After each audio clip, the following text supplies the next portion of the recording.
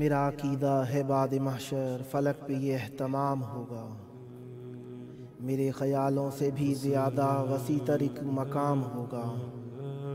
عقیدتوں کے چمن کھلیں گے، مسرتوں کا نظام ہوگا، گلوں کو نسبت علی سے ہوگی، کلی پہ زہرا کا نام ہوگا۔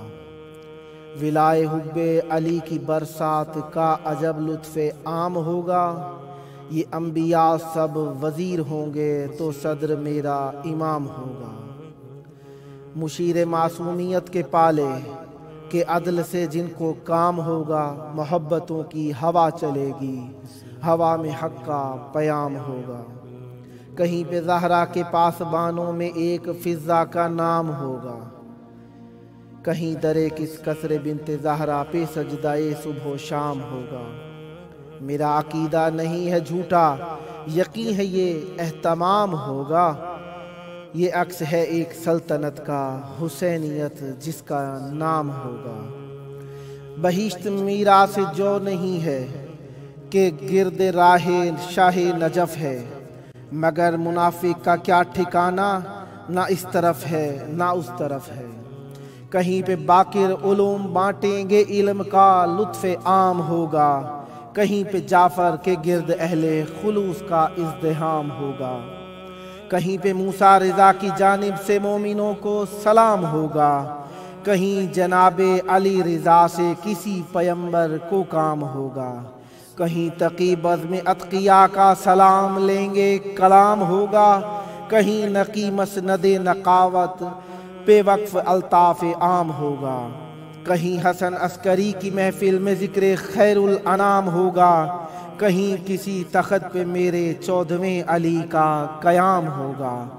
کہیں پہ نعرے علی علی کے، کہیں درود و سلام ہوگا، ہر ایک میکش کے ہاتھ میں سلسبیل و کوثر کا جام ہوگا۔ مگر تبرہ کیے بغیر اس کو مول لگانا حرام ہوگا، ہر ایک عمارت خدا کی قدرت کا ایک نقش دوام ہوگا۔ کہیں محمد کی مسکراہٹ، کہیں علی کا کلام ہوگا، کہیں حسن کی حسین صورت پہ زائروں کا سلام ہوگا۔ کہیں پہ مظلوم کربلا کے جلوس کا اہتمام ہوگا، کہیں پہ سجاد کی سواری کا ذہن میں احترام ہوگا۔ گلی گلی میں اسی کا پرچم، اسی کا سجدہ جبیں جبیں ہے، قدم قدم پہ سبیل اس کی، نظر نظر میں وہی مقیں ہے۔ ہوا ہوا میں اسی کے نوحے، وہی تصور خلا نشیں ہے، اسی کا ماتم ہے آگ پر بھی، اسی کا غم خلد کا امی ہے۔ فلک فلک پر لہو اسی کا، اسی کی مجلس زمیں زمیں ہے، حسینیت کو مٹانے والوں حسینیت اب کہاں نہیں ہے۔ جہاں بھی ظالم حکومتیں تھیں وہاں وہ مظلوم چھا گیا ہے، وہ تیرگی کی ردا پہ اپنے لہو سے موتی سجا گیا ہے۔ کٹے ہوئے سر سے نوک نیزہ پہ بھی وہ قرآن سنا گیا ہے، بس ایک پل میں زمیں کو چھو کر کوئی معلّہ بنا گیا ہے۔ جہاں جہاں کل یزیدیت تھی حسینیت اب وہیں وہیں ہے، حسینیت کو مٹانے والوں حسینیت اب کہاں نہیں ہے، حسینیت کو مٹانے والوں حسینیت اب کہاں نہیں ہے۔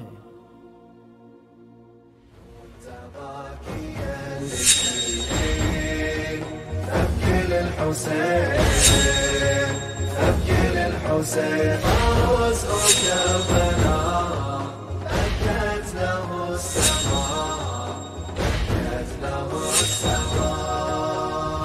قال الرضا يا ابن شبيب ابكي على جد الغريب، فوق الثرى ثهو بقى من غير أكفاء، مبضعا لم يرتوي عما تعطشا، مثل الكبش جد ذبح في العاشر، يما قضى واحلى وقليل للناصر، لمصيبته كل شي بكى وظل حاير،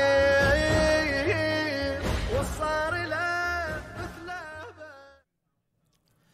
السلام علیکہ یا ابا عبداللہ السلام علیکہ یا ابن رسول اللہ وعلی الارواح التي حلت بفنائک علیک منی سلام اللہ ابدا ما بقیت وبقی اللیل والنہار ولا جعلہ اللہ آخر العہد منی لزیارتکم السلام علی الحسین وعلى علي بن الحسين وعلى أولاد الحسين وعلى أصحاب الحسين يا ليتنا كنا معكم فنفوز فوزا عظيما السلام عليكم ورحمة الله وبركاته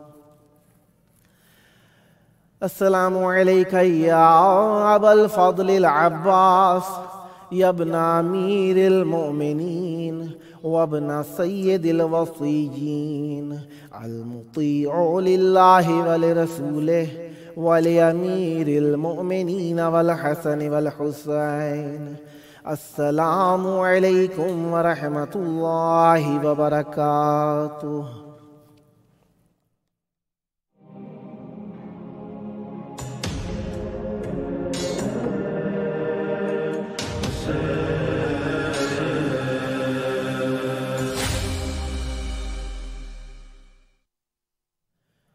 حسبنا اللہ ونعم الوکیل نعم المولا ونعم النصیر ما شاء اللہ لا حول ولا قوة الا باللہ العلی العظیم. اعوذ باللہ السمیع العلیم من ہمزات الشیاطین واعوذ باللہ ان یحضرون ان اللہ هو السمیع العلیم. بسم اللہ الرحمن الرحیم. الحمد للہ والصلاة والسلام علی رسول اللہ وعلی آلہ آل اللہ واللعنۃ الدائمۃ علی اعدائہم اعداء اللہ. اما بعد فقد قال اللہ الحکیم فی کتابہ المجید. بسم اللہ الرحمن الرحیم. انما یرید اللہ لیذہب عنکم الرجس اہل البیت ویطہرکم تطہیرا. صدق اللہ العلی العظیم. اللہم عجل لولیک الفرج. دنیا کے ہر مقام سے دیکھنے والے سب دوستوں، عزیزوں، مہربانوں، قدردانوں کی خدمت میں السلام علیکم. خداوند متعال ہمیشہ ہمارے ساتھ ہے، ہر وقت ہمارے لیے نگران ہے. ہمیشہ ہمارے لیے اللہ تبارک و تعالی اپنی نعمت پہ ہم فراوان اور با مؤثر انداز میں، بہت ہی اچھے انداز میں ہمیں مہیا کرتا رہتا ہے. خداوند متعال نے یہ نعمتیں، یہ رحمتیں، یہ ہمارے شامل حال جو کی ہیں، یہ ہمارے اوپر اس کا احسان ہے. اور اس احسان کا جب بھی دل میں خیال آ جائے، جب بھی شکریہ کرنے کو جی چاہ جائے، یہ اس کا شکریہ کرنے کو جی چاہنا بھی اس کی نعمت ہے. کس لیے نعمت ہے؟ کیونکہ جب بھی وہ خداوند متعال یہ نعمتیں جو اس نے عطا کی ہیں ان کا شکریہ ادا کرنے کی توفیق عطا فرماتا ہے، تو اس شکریہ کا نتیجہ وہ کیا دیتا ہے؟ ان نعمتوں کو استمرار، دوام، بقا عطا فرماتا ہے. یہ نعمتیں جب مستمر ہو جاتی ہیں تو یہ نعمتیں اضافی ہو جاتی ہیں، بڑھ جاتی ہیں. ان کی قدر ہمارے دل میں جتنی آتی جائے گی، اس لیے معصوم علیہ السلام نے فرمایا تین چیزوں کے ساتھ لازمی ہیں. وہ کون کون سی ہیں؟ استغفار کے ساتھ عفو گناہ، دعا کے ساتھ قبولیت، اور شکر کے ساتھ نعمتوں کی فراوانی.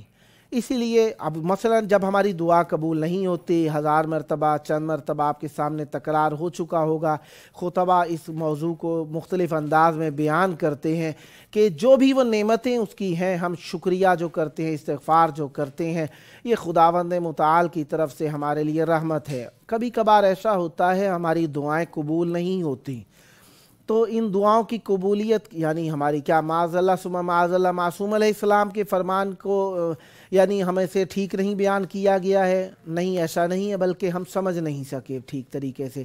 معصوم علیہ السلام کی بات ہمیشہ سچی ہوتی ہے. کلام الامام امام الکلام ہوتا ہے. معصوم علیہ السلام نے سچ فرمایا. لیکن یہ نعمتیں کبھی کبھار اگر ہماری دعا مانگنے سے ہمیں نہیں ملتی تو یہ اللہ کے ہاں ذخیرہ ہو جاتی ہیں، اور یہ اللہ تعالیٰ کیونکہ دنیا میں چھوٹی نعمتیں ملنی ہیں اور آخرت کا ذخیرہ یہ وہ ذخیرہ ہے جو بڑھ کر ملے گا، اس لیے کہا گیا کہ دنیا میں ایک دیں گے اللہ تعالیٰ 10 نیکیوں کا ثواب دیتا ہے۔ یہ نیکیاں، ثواب، یہ ثمرات کیا ہیں؟ یہ نیکی، ثواب، وہ اجور، وہ برکتیں، وہ رحمتیں ہیں جو ہمیں بعد میں یا اب ملیں گی۔ ان کا ملنا ہمارے ساتھ کبھی کبھار اسی دنیا میں بڑھ کر مل جاتا ہے، مثلا 10 ثواب ملیں گے، 10 اجر ملیں گے، 10 نیکیاں ملیں گی۔ یہ نیکیاں، ثواب، اجر کبھی کبھار اسی دنیا میں مل جاتے ہیں کیونکہ ہمیں ضرورت ہوتی ہے، اور کبھی کبھار ایسا ہوتا ہے کہ یہ اللہ تعالیٰ کے ہاں ذخیرہ ہو جاتے ہیں۔ جب یہ ذخیرہ ہو کے اللہ کے ہاں رکھے رہ جاتے ہیں تو ہمیں آخرت میں ملیں گے۔ جب یہ ہمیں آخرت میں ملیں گے تو اس کا نتیجہ یہ ہوگا کہ خداوند متعال ہمیں آخرت میں ایک اچھا مقام، رتبہ عطا فرمائے گا۔ مثلا جس طریقے سے ہمارے لیے رکھ دیا گیا کہ ہمیں نیکیاں ملیں، 10 نیکیاں ملیں، ہمیں ایک رحمت کا سایہ مل جائے گا، ہمیں ایک ایسی چیز جس کی ہمیں ضرورت ہوگی، مثلا مرنے کے بعد ہمیں بخشش کی ضرورت ہوگی، سائے کی ضرورت ہوگی، پانی کی ضرورت ہوگی، مرتے وقت ہمیں گھبراہٹ ہو رہی ہوگی، اس گھبراہٹ میں کمی کرنے کی ضرورت ہوگی، اس طریقے سے ہوگا ہماری جان کنی کے اندر سختی ہو رہی ہوگی، اس میں ہمیں سہولت میسر آ جائے گی، یا ہمارے اوپر لوگوں کے حقوق ہوں گے، اللہ تعالیٰ ان حقوق کا ہماری ان نیکیوں سے عوض دے دے گا، اور لوگوں کو مثلا نیکیاں مل جائیں گی، یا وہ شخص جو نیکیاں دینے کے لیے کی تھیں اس کو ان نیکیوں کا نتیجہ ایسا ملے گا کہ وہ بخشش پا جائے گا۔ یعنی ہمارے لیے سختیاں کم ہونا، نتیجے اچھے ملنا، کوئی نعمتوں کا ملنا، اللہ کی رحمتوں کا فراوان ہو جانا، بخشش کا ہو جانا، قبر میں عذاب کا کم ہو جانا، یہ اللہ تعالیٰ کے وہ ثواب ہیں، وہ اجر ہیں جو ہمیں ملیں گے۔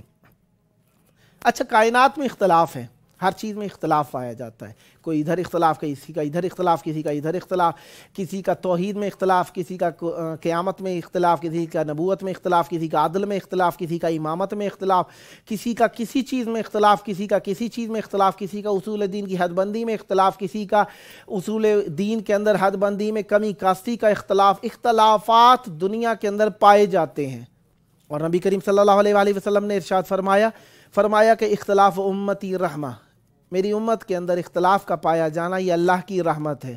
یعنی دیکھیں، ہم میں نے عرض کی آپ کے حضور کہ کبھی کبھار ہم کسی چیز کو اچھا سمجھتے ہیں وہ ہمارے لیے بری ہوتی ہے، کبھی کبھار ایسا ہوتا ہے ہم کسی چیز کو برا سمجھتے ہیں وہ ہمارے لیے اچھی ہوتی ہے۔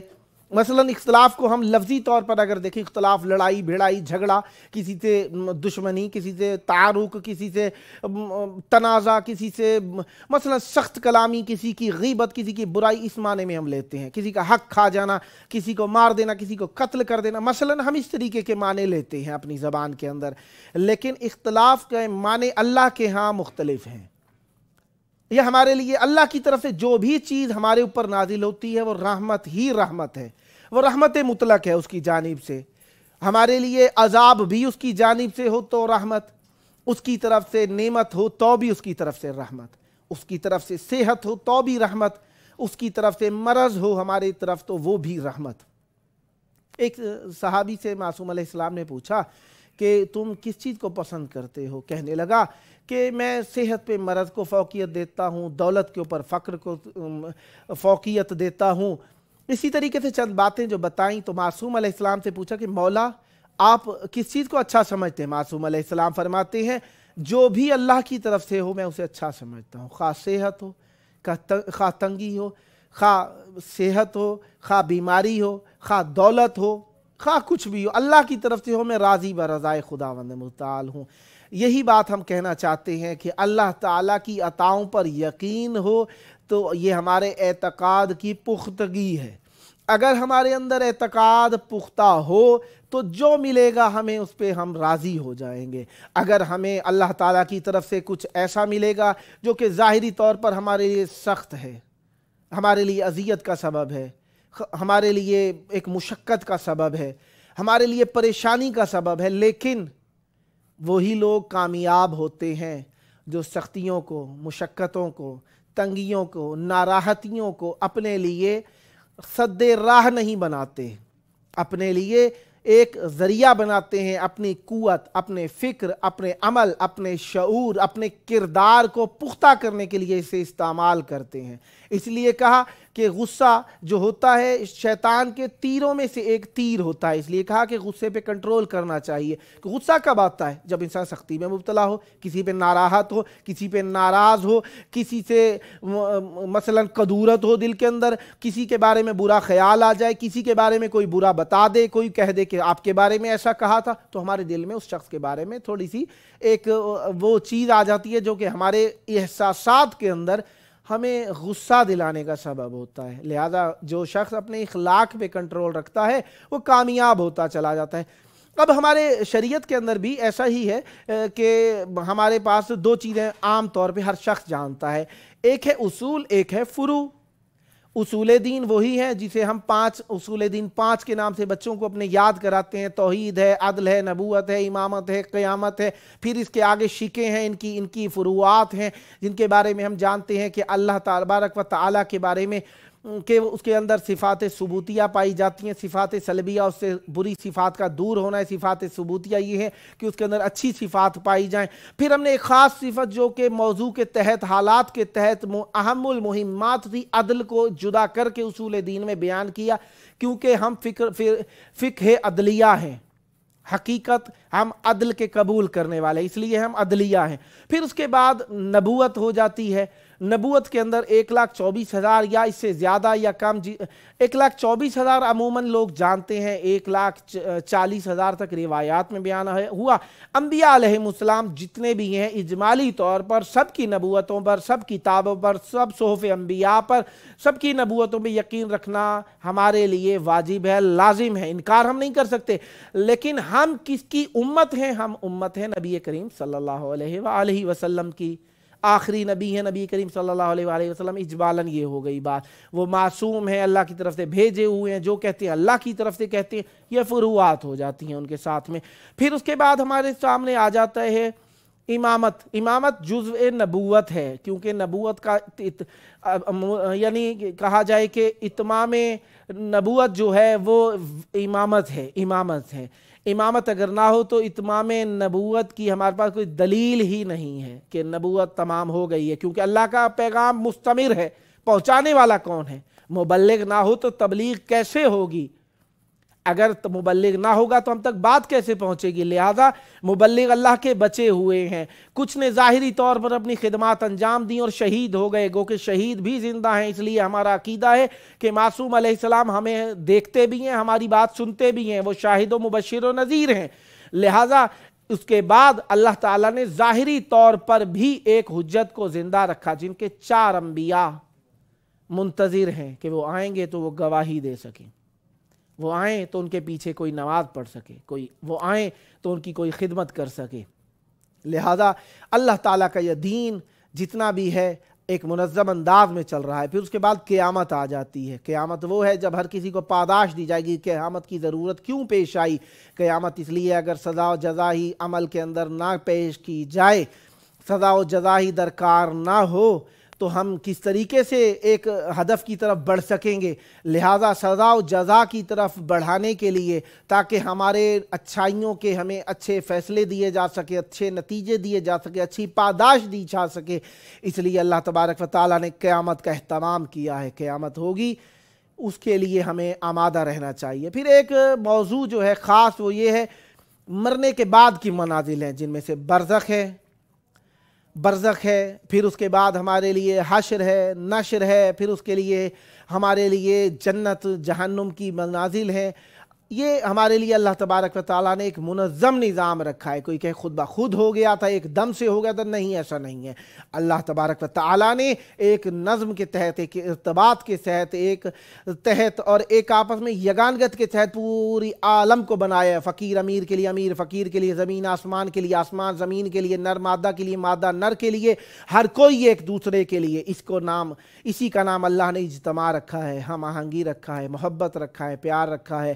اور ان سب کے اوپر جسے اللہ تعالیٰ نے نگران بنایا ہے وہ امر یا اولی الامر ہے۔ وہ ہمیں دیکھتے ہیں، ہمارے حالات کو جانتے ہیں، ہماری اچھائیاں جانتے ہیں، برائیوں سے روکتے رہتے ہیں۔ آپ ہمیں روزانہ دیکھتے رہتے ہیں، یہ روزانہ آپ ہمیں دیکھتے ہیں، ہم آپ کے پیغام بھی پڑھتے ہیں۔ خداوند متعال آپ کو صحت تندرستی دے۔ یہ سکرین کے اوپر آپ کے نمبر لکھا ہوا آ رہا ہوگا 00964772991124۔ اس پر ہمیں ایک پیغام بھیجیے، میسیج بھیجیے تاکہ ہم آپ کی دعائیں مانگ سکیں اور آپ کی دعائیں اہل بیت علیہ السلام کی بارگاہ میں شرف قبولیت پا سکیں۔ خداوند متعال آپ پر رحمت کرے۔ ملتے ہیں چھوٹے سے وقفے کے بعد۔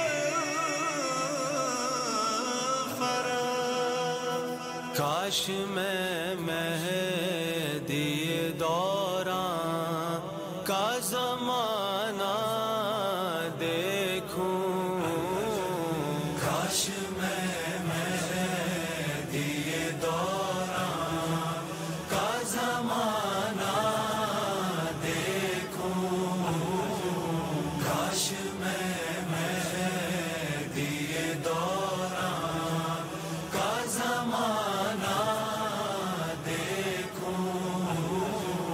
باروے حیدر کرار کا چہرہ دیکھوں، کاش میں مہدی دوران کا زمانہ دیکھوں، کاش میں مہدی دوران پھر اذان علی اکبر سے ہو آغاز سحر، پھر اذان علی اکبر سے ہو آغاز سحر، پیچھے مہدی۔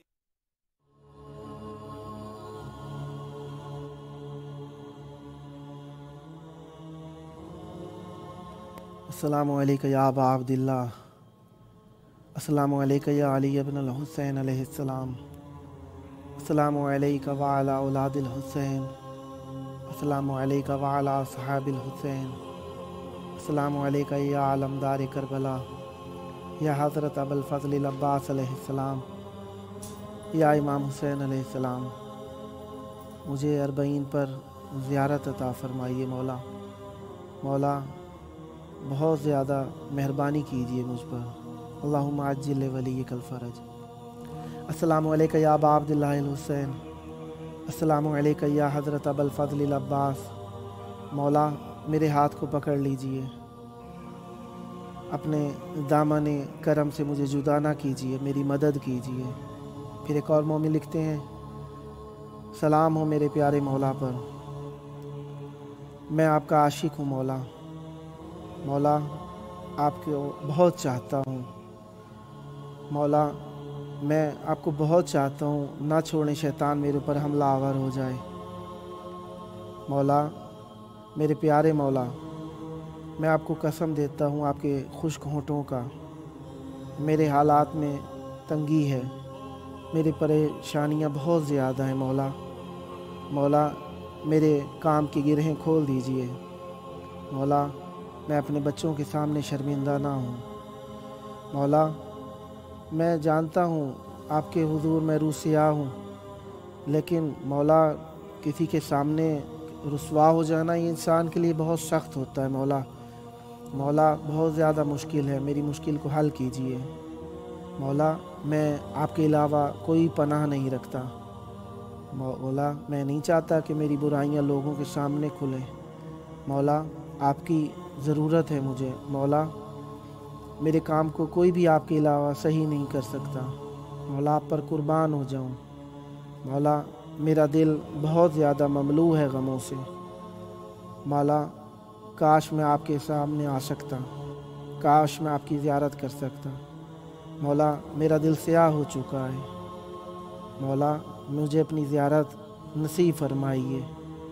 مولا میرے زیارت کے راستے بند ہیں، مجھے زیارت کی توفیق عطا فرمائیے تاکہ آؤں اور آپ کے حضور اپنے آپ کو پاک کر کے لوٹ جاؤں۔ پھر ایک اور مومن کہتے ہیں السلام علیکہ یا مولایا، مولا میرے جسم میں تکلیف ہے، مولا آپ کو خدا کا واسطہ مجھے شفا دے دیں۔ مولا بہت زیادہ جی چاہتا ہے کہ آپ کے حرم میں آ جاؤں، لیکن میں مولا آ نہیں سکتا۔ مولا میں چاہتا ہوں آپ میرے خواب میں آ جائیں، میرے پیارے مولا۔ مولا اپنا دست مبارک میرے سر پر کھینچیے اور مجھے شفا دے دیجیے۔ مولا فقط مجھے شفا دے دیجیے اور مجھے کچھ نہیں چاہیے آپ سے، صرف آپ کا قرب اور آپ سے شفا چاہیے۔ ایک اور مومن لکھتے ہیں السلام علیکم، میری والدہ کو کینسر ہو گیا ہے، مولا حسین آپ کو آپ کی والدہ کا واسطہ میری ماں کو شفا دے دیجیے۔ ایک اور مومن لکھتے ہیں السلام علیکہ یا مولایا، مولا آپ کو آپ کے ہاتھ کٹے بازوؤں کا واسطہ، مولا جناب سکینہ کا واسطہ، جناب علی اکبر کا واسطہ، آپ کو جناب علی اصغر کا واسطہ، میں چاہتا ہوں میری اور علی رضا کی شادی ایک ساتھ ہمارے گھر میں ہی ہو، ہمارے خانوادے میں ہو۔ مولا آپ کے قدموں پہ گر جاؤں میں، مولا بہت زیادہ تنگ ہو گیا ہوں، میرے دعا کو قبول فرمائیے۔ مولا بہت زیادہ التماس ہے آپ سے، مولا آپ کو آپ کے بچوں کا واسطہ، میں تنگ دست ہوں، مال دے دیجئے۔ مولا ہماری مشکلات حل کیجئے تاکہ ہم اپنی زندگی کو شروع کر سکیں۔ مولا آپ سے بہت زیادہ التماس ہے، مولا آپ کو آپ کے بچوں کا واسطہ میری دعا قبول فرمائیے۔ ایک اور مومن لکھتے ہیں السلام علیکہ یا ابا عبداللہ الحسین علیہ السلام، السلام علیکہ یا ابا الفضل العباس، سلام ہو میرے مولا پر، میں ایک گناہ گار بندہ ہوں، روح سیاہ ہوں، میں نہیں جانتا میں نے کس طرح جرت کی کہ مولا سے اپنے بات کروں، شاید یہ آپ کی طرف سے ہی ذرا نوازی ہو کہ غریبوں گناہ گاروں کا ساتھ نہیں چھوڑتے آپ۔ مولا مولا میں اپنے آپ سے بہت زیادہ تنگ آ چکا ہوں، اپنے گناہوں سے بہت زیادہ تنگ آ چکا ہوں مولا، لیکن ایک حص جو میرے دل کے اندر ہے وہ یہ ہے کہ آپ مجھے لوٹائیں گے نہیں، بس آپ کا آسرا ہے، آپ پر امید ہے مولا، آپ مجھے تنہا نہیں چھوڑیں گے۔ یا ابا عبداللہ، مولا اللہ سے بہت زیادہ شرمندہ ہوں، مولا میں چاہتا ہوں آپ میری شفاعت کیجئے، اگر آپ شفاعت نہ کریں اللہ کے حضور تو میرا تو کچھ بھی نہیں رہے گا مولا۔ مولا آپ اللہ سے کہیں تو اللہ آپ کو نہ نہیں کہتا ہے۔ یا ابا عبداللہ، میں گناہ گار، روح سیاہ، اپنے اوپر بہت زیادہ ظلم کر چکا ہوں مولا، بہت زیادہ پشیمان ہوں، نادم ہوں، میری مدد کیجئے میرے مولا۔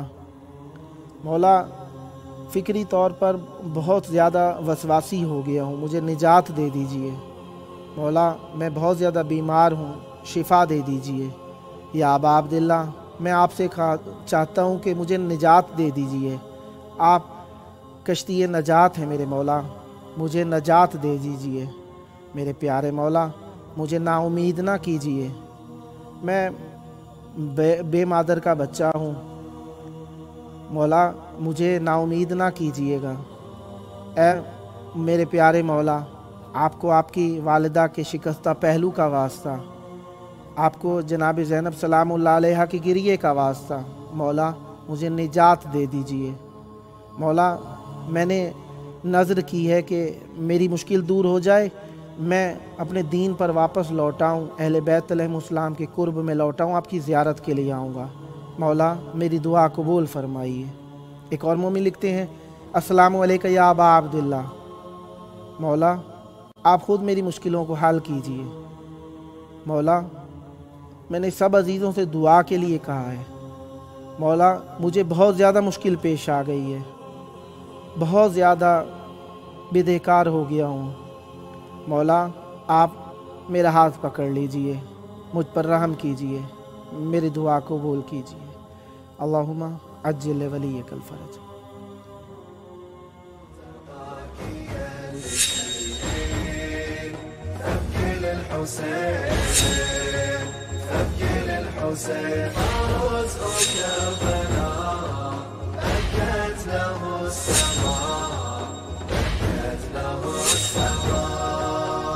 قال الرضا يا ابن شبيب ابكي على جد الغريب فوق الثرى ثهو بقى من غير أكفان مبضعا لم يرتوي عما تعطشان مثل الكبش جد ذبح في العاشر يما قضى وأحلى وقليل للناصر لمصيبته كل شي بكى وظل حاير